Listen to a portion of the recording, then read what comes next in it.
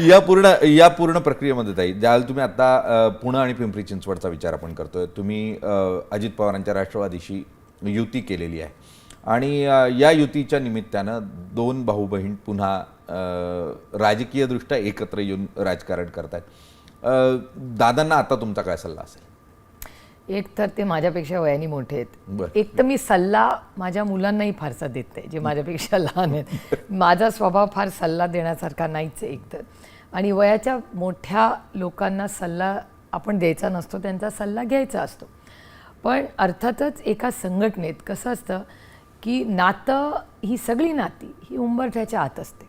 उंबरठा ओलांडून तुम्ही पब्लिक लाईफमध्ये येता तेव्हा सुप्रिया सुळे आणि अजित पवार हे फक्त बहीण भाऊ नसतात. आमच्या आम्ही लोकप्रतिनिधी म्हणून असतो आणि दोघांवर आमची म्हणजे त्या बारामती लोकसभा म्हणून मी आणि विधानसभा आणि राज्याचा उपमुख्यमंत्री म्हणून, त्याच्यामुळे ह्या जबाबदाऱ्या ह्या नात्याच्या पुढच्या आहेत, म्हणून त्या जबाबदाऱ्या आहेत. आणि त्याच्यामुळे आपण ह्याच्यातून कुठेतरी बाहेर पडू की आम्ही दोघं लोकप्रतिनिधी म्हणून लोकांची सेवा आणि त्यांच्या आयुष्यात बदल करण्यासाठी आलेलो आहोत.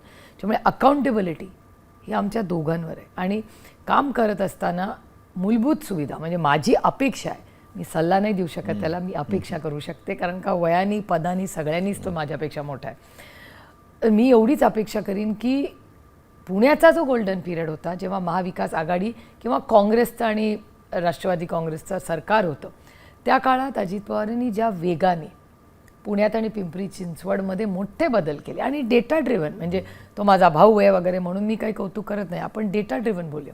त्या काळात त्यांनी जे काम केलं दोन्ही शहरांमध्ये, त्याच गतीने डेव्हलपमेंट ही आमचं महापौर दोन्हीकडे बसल्यावर पारदर्शकपणे झालीच पाहिजे.